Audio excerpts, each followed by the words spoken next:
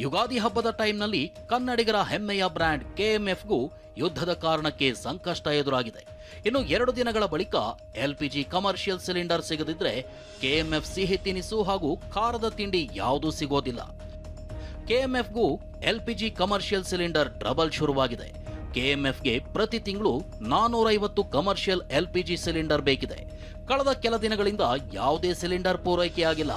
ಸದ್ಯ ಇರೋ ಸ್ಟಾಕ್ 2 ದಿನಗಳು ಮಾತ್ರ ಬರ್ತಿದೆ. ಸಿಲಿಂಡರ್ ಸಿಗದೇ ಇದ್ರೆ ನಂದಿನಿ ಉತ್ಪನ್ನ ಸಿದ್ಧಪಡಿಸಲು ಸಾಧ್ಯವಿಲ್ಲ. ಹೀಗಾಗಿ ಈಗಾಗಲೇ ಸರ್ಕಾರದ ಗಮನಕ್ಕೆ ತರಲಾಗಿದೆ. ನಾಳೆಯೊಳಗೆ ಕಮರ್ಷಿಯಲ್ ಗ್ಯಾಸ್ ಸಪ್ಲೈ ಆಗದೇ ಇದ್ರೆ ಸೀಮಿತ ಪ್ರಮಾಣದಲ್ಲಿ ಮಾತ್ರ ಕೆಎಂಎಫ್ ಉತ್ಪನ್ನಗಳನ್ನು ಸಿದ್ಧಪಡಿಸಬಹುದಾಗಿದೆ. ವಾಣಿಜ್ಯ ಸಿಲಿಂಡರ್ ವಿಚಾರವಾಗಿ ಐಒಸಿಗೂ ನಾವು ಪತ್ರ ಬರೆದಿದ್ದೀವಿ.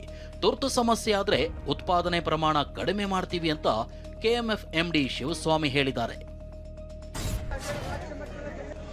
ಯುಗಾದಿ ಹಬ್ಬದ ಸಂಭ್ರಮವಿಲ್ಲ. ಕಿಲೋಮೀಟರ್ ಗಟ್ಟಲೆ ಕ್ಯೂ, ಗ್ಯಾಸ್ ಸಿಲಿಂಡರ್ ಹಿಡಿದು ಒದ್ದಾಟ. ದಾವಣಗೆರೆಯ ಜಗಳೂರು ಪಟ್ಟಣದ ಪವನ್ ಭಾರತ್ ಗ್ಯಾಸ್ ಏಜೆನ್ಸಿ ಬಳಿಯ ದೃಶ್ಯವಿದು.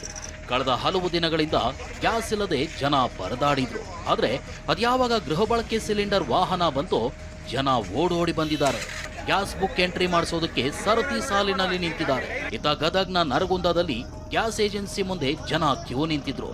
ಯುಗಾದಿ ಹಬ್ಬದ ದಿನವೂ ಜನ ಸಿಲಿಂಡರ್ಗಾಗಿ ಪರದಾಡುವಂತಾಯಿತು. ಗ್ಯಾಸ್ ಸಿಲಿಂಡರ್ ಇಲ್ಲದೆ ಯುಗಾದಿ ಸಂಭ್ರಮವು ಡಲ್ ಆಗಿದೆ. ಮನೆಯಲ್ಲಿ ವೆರೈಟಿ ಸಿಹಿ ತಯಾರಿಸಿ ಕುಟುಂಬದೊಂದಿಗೆ ಸಂಭ್ರಮಿಸೋಣ ಅಂದ್ರೆ ಗ್ಯಾಸ್ ಸಿಲಿಂಡರ್ ಕೊರತೆ. ಯುಗಾದಿ ವೇಳೆ ಹೋಳಿಗೆಗಾಗಿ ಬೆಂಗಳೂರು ಮಂದಿ ಹೀಗೆ ಕ್ಯೂ ನಿಲ್ತಾರೆ ಅನ್ನೋದನ್ನ ಜನ ಕನಸು ಮನಸ್ಸಲ್ಲೂ ಯೋಚಿಸಿರ್ಲಿಲ್ಲ. 4 ದಿನಗಳ ಕಾಲ ಬಂದಾಗಿದ್ದ ಬೆಂಗಳೂರಿನ ಮಲ್ಲೇಶ್ವರಂನ ಪ್ರಸಿದ್ಧ ಹೋಳಿಗೆ ಮನೆ ಹಬ್ಬಕ್ಕಾಗಿ ಓಪನ್ ಆಗಿತ್ತು. ಹಬ್ಬದ ದಿನ ಹೋಳಿಗೆ ಖರೀದಿಸಲು 100 ಮೀಟರ್ಗೂ ಅಧಿಕ ಜನ ಕ್ಯೂ ನಿಂತಿದ್ದಾರೆ.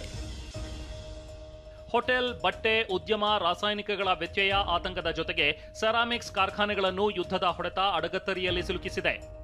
ಗುಜರಾತ್ನಲ್ಲಿರುವ ಭಾರತದ ಸೆರಾಮಿಕ್ಸ್ ಕೇಂದ್ರವಾದ ಮೋರ್ಬಿಯಲ್ಲಿನ ಹೆಚ್ಚಿನ ಕಾರ್ಖಾನೆಗಳು ಸುಮಾರು 1 ತಿಂಗಳಿಂದ ಮುಚ್ಚಿವೆ. ಮೋರ್ಬಿ ಭಾರತದ ಸುಮಾರು 80% ಸೆರಾಮಿಕ್ಸ್ ಅನ್ನು ಉತ್ಪಾದಿಸುತ್ತೆ. ಮುಖ್ಯವಾಗಿ ಟೈಲ್ಸ್ ಮತ್ತು ಸ್ಯಾನಿಟರಿ ವೇರ್ಗಳು ಭಾರತದಿಂದ ಮಧ್ಯಪ್ರಾಚ್ಯ, ಆಫ್ರಿಕಾ ಹಾಗೂ ಯುರೋಪ್ ರಾಷ್ಟ್ರಗಳಿಗೆ ರಫ್ತಾಗುತ್ತೆ.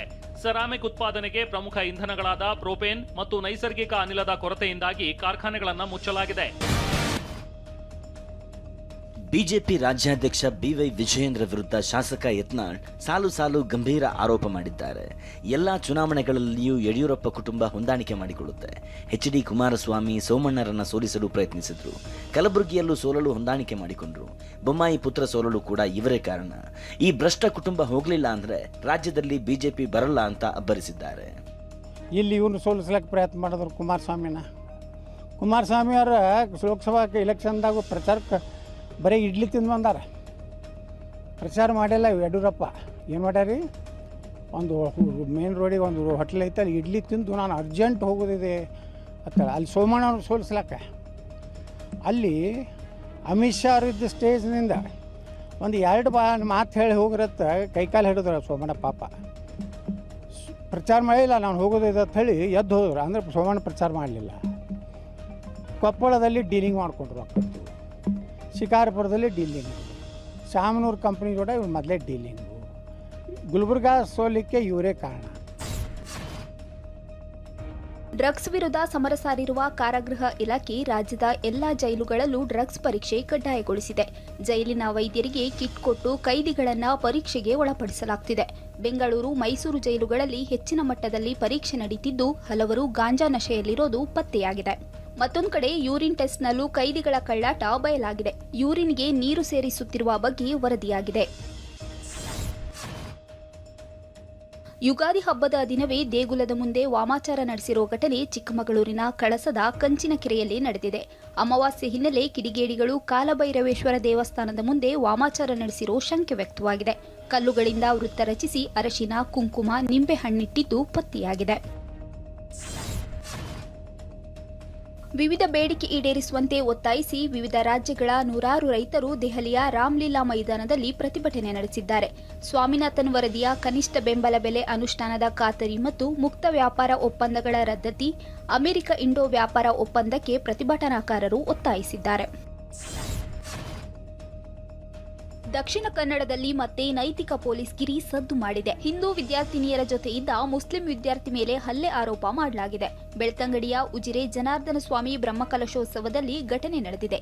ಅವಾಚ್ಯ ಶಬ್ದಗಳಿಂದ ನಿಂದಿಸಿ ಹಲ್ಲೆ ಮಾಡಿ ಕಿಡ್ನಾಪ್ ಮಾಡಿದ್ದಾರೆ ಅಂತ ಬಜರಂಗ ದಳದವರ ವಿರುದ್ಧ ಆರೋಪ ಕೇಳಿಬಂದಿದ್ದು ಪ್ರಕರಣ ದಾಖಲಾಗಿದೆ.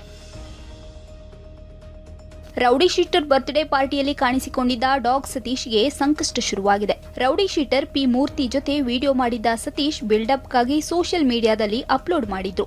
ಇದರ ವಿರುದ್ಧ ಜ್ಞಾನಭಾರತಿ ಪೊಲೀಸ್ ಠಾಣೆಗೆ ದೂರು ನೀಡಲಾಗಿದ್ದು, ವಿಡಿಯೋದಲ್ಲಿರುವವರ ವಿಚಾರಣೆ ನಡೆಸುವಂತೆ ಕೋರಲಾಗಿದೆ. ಯುಗಾದಿ ಹಬ್ಬದಂದೇ ಆರ್ಸಿಬಿ ಕೋಚ್ ದಿನೇಶ್ ಕಾರ್ತಿಕ್, ದೀಪಿಕಾ ಪಳ್ಳಿಕಲ್ ದಂಪತಿ ಮನೆಗೆ ಪುಟ್ಟ ಲಕ್ಷ್ಮಿಯ ಆಗಮನವಾಗಿದೆ.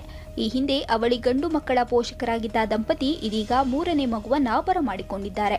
ಕೊಹ್ಲಿ, ಸಾನಿಯಾ ಮಿರ್ಜಾ ಸೇರಿ ಹಲವು ತಾರೆಯರು ದಂಪತಿಗೆ ಶುಭ ಕೋರಿದ್ದಾರೆ.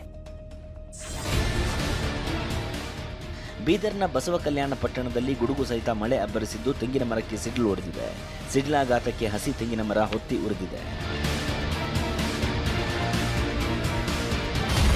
ಹೆಚ್ಚಿನ ಸುದ್ದಿಗಳಿಗಾಗಿ ಟಿವಿ 24 ಅನ್ನ ಸಬ್ಸ್ಕ್ರೈಬ್ ಮಾಡಿ ಮತ್ತು ಪಕ್ಕದಲ್ಲಿರುವ ಬೆಲ್ ಬಟನ್ ಅನ್ನ ಕ್ಲಿಕ್ ಮಾಡಿ. ನಾವು ಮಾಡುವ ಎಲ್ಲಾ ಸುದ್ದಿಗಳು ನೇರವಾಗಿ ನಿಮ್ಮ ಮೊಬೈಲ್ಗೆ